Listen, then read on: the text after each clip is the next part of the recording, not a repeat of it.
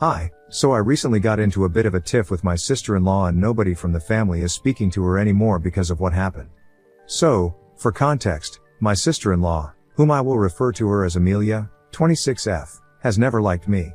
I, 28F, have been with her brother, Andy, 28M, for 4 years now and she's always hated my guts because she thinks that I'm the one that ruined her best friend's chances of ending up with her brother.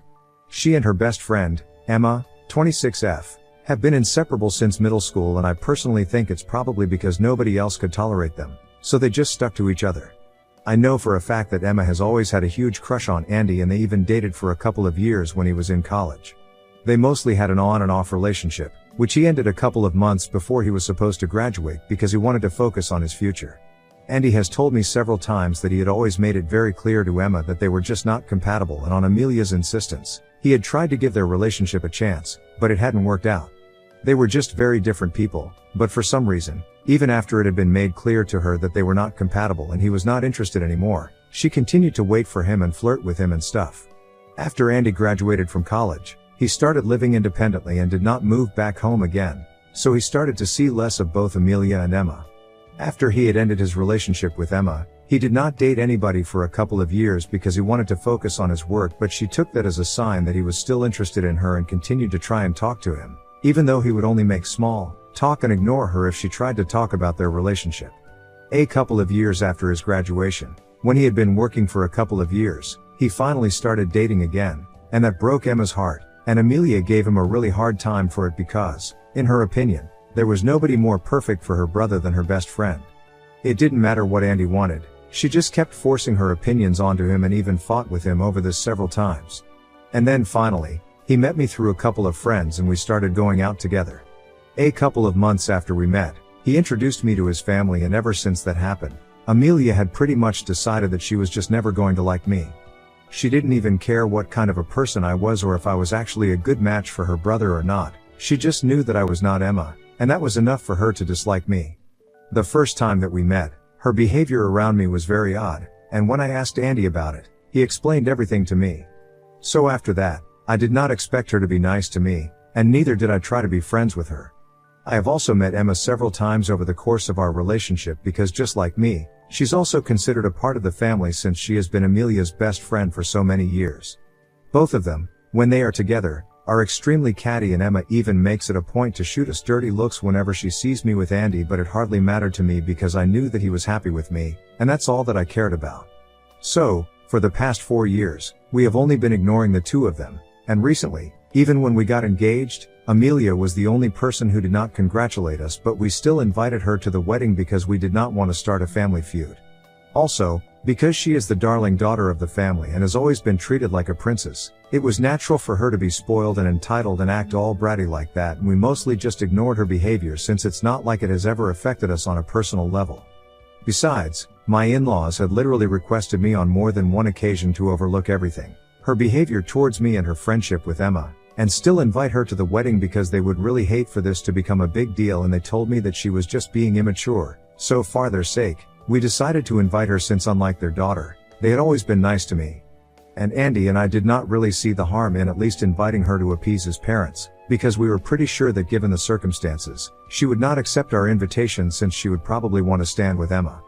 But to our surprise, she decided to accept and even reached out to us and thanked us for inviting her, saying that she was finally getting around to accepting me in the family because at this point, she couldn't really help Emma's heartbreak and she needed to think about her family as well. Of course, her response to being invited wasn't exactly ideal since she had mentioned Emma quite a lot of times, but it was still a start, so Andy and I were quite pleased about how the situation had turned out. My in-laws were also quite happy that things were working out with their kids now, but our happiness was short-lived because, on the day of the wedding, she did something totally unforgivable. So about an hour before the ceremony was supposed to start, I was getting my makeup touched up and I was already in my wedding dress. My bridesmaids, my mother-in-law, my mom, and Amelia were all sitting around in my room. Basically all my female friends and family were in one place. At some point, Amelia offered me an iced coffee, and I agreed without really thinking about it. She came towards me with the cup, and then while handing it to me, she suddenly flipped her wrist and all of a sudden, the entire front of my dress had coffee and ice on it. The lower part of my dress had been spared for the most part and only had a couple of droplets here and there, but it was my bodice that had taken most of the damage. Everybody was obviously horrified, and as soon as it had happened, I got to my feet and started trying to get it all out of me, but even I knew that it was pointless. Amelia started apologizing to me profusely, but I could see the smirk on her face, no matter how much she tried to hide it. I knew that her apologies were just for show, and before I knew it, I was screaming at her because I had really lost my temper. I was obviously very upset and I started crying after some time, but thankfully, everybody else came to my rescue, got the dress off of me, and since we still had an hour to go before the ceremony, they decided to take it to the laundry room and try to do some damage control. I just kept sobbing in my room even while they were trying to get the dress off of me, and I just kept hoping that the stains would not be noticeable during the ceremony and that the hotel staff would be able to help me out here. Only my mother-in-law, my mom, and Amelia had stayed back in the room, and she kept apologizing, but I could hear it in her voice that she didn't really mean it and that she was actually enjoying the show. I had asked her to leave several times while screaming at her in the aftermath of the incident, but she refused to go away and sat in my room even after everything that she had done. The kind of audacity that she had to continue to sit in my room and watch me cry after what she had done was making me even more upset, and I was not even able to verbalize it because I was sobbing so hard. But, thankfully, at that point, my mother-in-law spoke up for me, and I guess that's when Amelia finally figured out that she was in trouble, because at that point, even her own mother was not with her, and having the status of the darling daughter was not going to save her from the consequences of her actions. After my bridesmaids had left the room with the dress, and my mom had been sitting by my side to try and comfort me, my mother-in-law finally spoke up and asked her daughter if she had flipped her wrist to spill the coffee on me on purpose. She sounded very serious, and Amelia tried to deny it, but I immediately called out her bluff, and I told her that I had been sitting quite still, and I had seen her flip her wrist on purpose. She then started to argue with me, but my mother-in-law told her to keep her mouth shut and said that given the situation, she thought that it would be for the best if Amelia left, because it was clear that she was not happy about the wedding, and so far, my mother-in-law had tried to keep things peaceful, but it was evident that Amelia was not going to allow that to happen. She told her that she had specifically requested me to invite her to the wedding in spite of her behavior, because she thought that she could act like an adult for once and be happy for her brother, but she had been a fool to expect that from somebody as spoiled, entitled and bratty as Amelia, and she didn't even have anybody else to blame for how she had turned out, because they had made the mistake of always trying to be gentle with her instead of just being brutally honest with her. However, after what had just happened, my mother-in-law could no longer take her daughter's side in good conscience and asked Amelia to get out of the room and told her not to show up at the wedding, or she would have security escort her out. I was very upset, but even I was so shocked by the way my mother-in-law was speaking to Amelia that I had literally stopped crying to watch what was going on, since I don't think Amelia had ever been spoken to like this. Of course, it took her by shock as well, but she recovered relatively quickly and immediately started arguing with her mother. She tried to make it sound like I was playing the victim and that the coffee thing had been an accident, but everyone in the room, even my makeup artists, could attest to the fact that she had spilled it on me on purpose. Amelia started trying to blame me, but my mother-in-law made it very clear that she had been invited in the first place as a favor to my in-laws because they had put in a request for her so that there was no family drama, and now, she had changed her mind and she wanted Amelia to leave because had it not been for my in-laws, she probably wouldn't have been invited in the first place. After some bickering, Amelia finally got up really angrily and left the room, and my mother-in-law started apologizing to me for everything that happened so far and told me that it had been her mistake that she had ever even bothered to try and convince me to invite Amelia, especially knowing that she was a total brat and would go to any extremes to make sure that she got her way. I didn't say much in response. I was just glad that Amelia had pretty much just exposed herself, and the only people that had been on her side all along, her parents, were also turning against her now because of her disgusting behavior. After that, all we could do was just wait and watch, and I just kept my fingers crossed that by the time the dress was returned to me, it was in perfect condition. I even spoke to Andy on the phone, since we were not supposed to see each other, and told him everything that had happened, and he told me that he would make sure that Amelia was not going to be present at the ceremony or at the other events. He also told me that he would get all the guests to wait for me to show up and that I did not need to worry about the time. I could take as long as I needed to because he knew that the dress being perfect was really important to me, and he lived up to his word, too. The ceremony began about 45 minutes late, since I had to get my makeup retouched again because I had been crying so hard. But by the time I showed up, my dress had been cleaned and steamed, thanks to my bridesmaids and the staff at the hotel, who had pretty much treated this as a laundry emergency and had treated the dress as quickly and carefully as they could, and there was no trace of any coffee on it when I finally received it back. It all went without a hitch after that, and thankfully, Amelia was nowhere to be seen. If I'm being honest, I pretty much forgot that she had even been there in the first place by the time we started dancing, and by the end of the evening, I was so overjoyed to be married to Andy that nothing else mattered to me. After dinner, my in-laws came up to me and Andy once again, and this time, even my father-in-law told me that he was really sorry about whatever Amelia had done, and if he had any idea that this was going to happen, he never would made me feel like I need to invite her in the first place. They also told me that they had made up their minds that they were going to cut her off until she apologized to both of us. And they have stayed true to their words and haven't been speaking to Amelia ever since the wedding, which was last week. But for some reason, Amelia has decided to make this my problem and has been getting on my very last nerve, trying to talk to me about all this and get me to sort it out for her. Most of her messages have been along the same lines, that I'm trying to replace her in the family, but I'll never be able to do that because I'm just not as good as her. And apparently, she knows for a fact that I'm trying to brainwash her family against her. I've already done it to Andy, and now I'm trying to do it to her parents, but I won't be able to succeed because she knows that her family will come back to her, and she has even confessed that the coffee incident had not been an accident, and she had done it on purpose.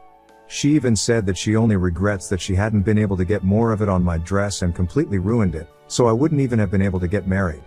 For the record, I have blocked her social media accounts and her phone number, so she has been using fake profiles and burner phones to text me and get on my nerves. Initially, I was just ignoring it because I really did not think that this was important enough to be discussed with anyone apart from Andy. And he had the same advice for me, that I should just ignore her because getting a reaction out of me is what she wants, and I don't have to play into her hands. However, 2 days back, I don't know what got into me, I decided to unblock her after she tried to text me from a fake profile once again, and I called her up so I could speak to her and put an end to this nonsense once and for all. She declined my call the first couple of times, but then, she finally picked up and I put her on blast. I cussed her out, told her that she was a loser, just like Emma, and that's why they were perfect for each other, and maybe they should just get married to each other instead of trying to ruin other people's weddings. I also told her that I was not trying to take her place in the family at all because she was not even worth replacing, and she had things the other way around. It was actually I was just not terrible enough to be a replacement for somebody like her. I told her that everybody would probably be better off with her out of their lives, especially her brother and her parents since she had been nothing but a burden and an embarrassment to them all along. I told her to stop bothering me, and then I finally hung up, and since then, I haven't received any messages, but Emma has reached out to me and told me that, apparently, after that phone call, Amelia had a total breakdown and has gone MIA since then. So Ida for causing my sister-in-law to go MIA after she tried to ruin my wedding? Update 1. So, by Amelia going MIA, I meant that she hasn't been responding to anybody's calls or texts ever since I put her on blast on the phone, the other day. She and Emma have been staying together ever since the wedding. Earlier she had been staying with her parents. But after the wedding, she got kicked out of the house and moved in with Emma instead. From what I know, after that phone call, she locked herself in her room, cried for several hours, and refused to let him speak to her or even enter the room. The next morning, when Emma woke up, she found that Amelia was gone and had even left most of her stuff behind. She had tried calling her several times but hadn't received any response and had even had their other friends try to call or text her, but she had been ignoring everyone. Emma thinks that the only way she will respond to anybody is if her parents or Andy reaches out to her, but that's not going to happen. Don't get me wrong, Andy and his parents are not being heartless right now, they're just being realistic because we know for a fact that she is alive and unharmed. And that is a huge part of the reason why we don't want to reach out to her or give her any importance, because we know that this is just a stunt that she's pulling off for attention, so we feel bad for being mean to her. How do we know that for a fact? It's because, as soon as her parents had heard that she had stopped responding to her friends and stuff, they decided to get in touch with a couple of their family members to find out where she was. Apparently, this is not even the first time that she has pulled off a stunt like this, because even back in high school and in college, she would often go missing for a couple of days, but would usually turn up after her parents got sick and started phoning her relatives. She mostly did these things for attention after fights so that her parents would give in, and she would get her way. She would even emotionally manipulate her relatives, whoever's house she was staying at, to stay silent and not tell her parents about it. Amelia would always have a sob story, prepared to manipulate her relatives, and they would always fall for it because she was very convincing. Eventually, the same thing would always happen. Her parents would start getting worried, and start calling their relatives to find out if she was, and once they found out where she was, those relatives would scold her parents for not treating her well, and she would eventually turn up back at the house and have an emotional reconciliation with her family, following which she would always get whatever she had wanted in the first place and had fought for with her parents. It was extremely manipulated and twisted, but that's just how Amelia functions, so I'm not surprised. In fact, it was my in-laws who had told me not to worry or feel guilty that Amelia had gone MIA and had told me about her past shenanigans.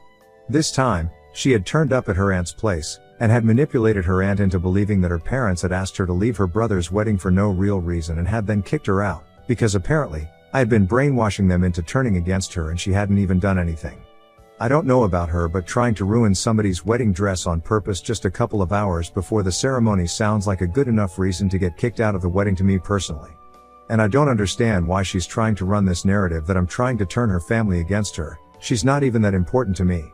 Anyway, after speaking to her aunt, her parents discovered that she had been staying with them, and Amelia had told her aunt that she did not want them to find out that she was staying with her because she just needed some time and space away from her family to recover from this.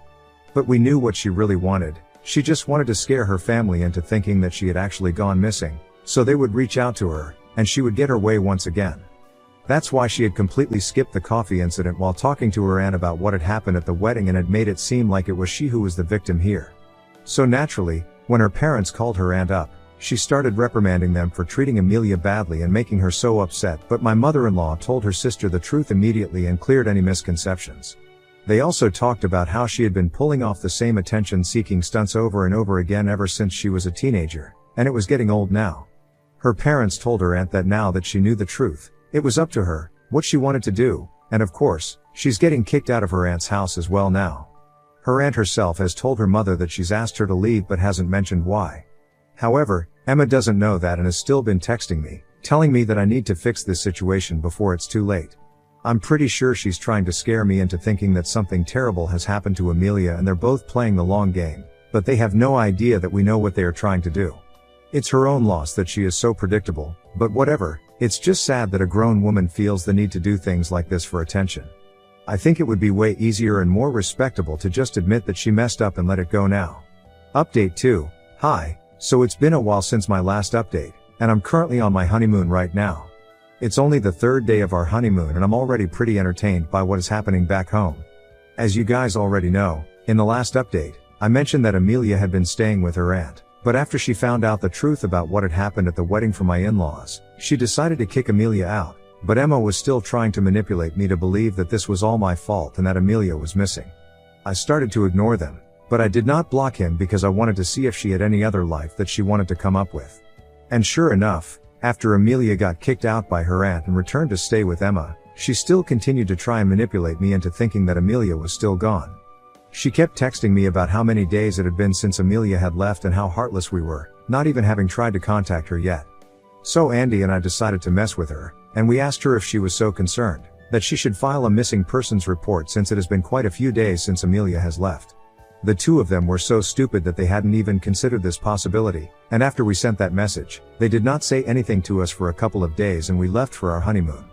Today, we found out that Amelia had finally shown up at her parents' house and was demanding that they apologize to her because otherwise, she was not ready to have a relationship with them. She had probably expected that they were going to get intimidated and apologize to her, but my in-laws just told her that they were not interested in even speaking to her until she apologized to me and Andy.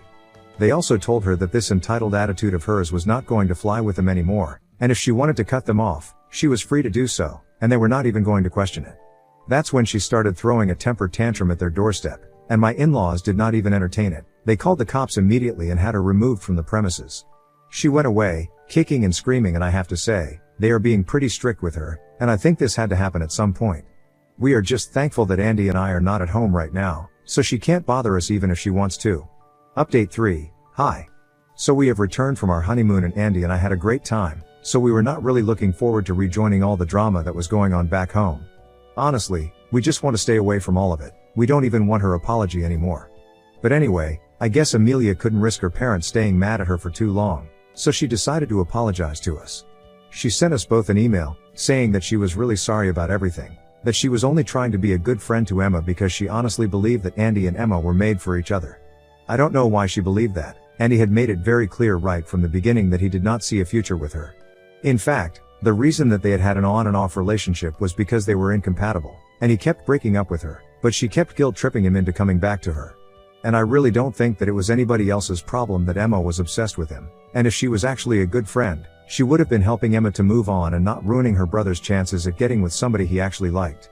Anyway, that's how she chose to deal with the situation, and in the email, she apologized about it, but just because she apologized doesn't mean that I have to forgive her, and Andy agrees with that. So we did not contact her, but we reached out to our in-laws, and we told them that we had received the apology, but we were still going to hold out on forgiving her, and we needed some time to process everything. Because of what had happened at the wedding and even afterward, it was just not okay.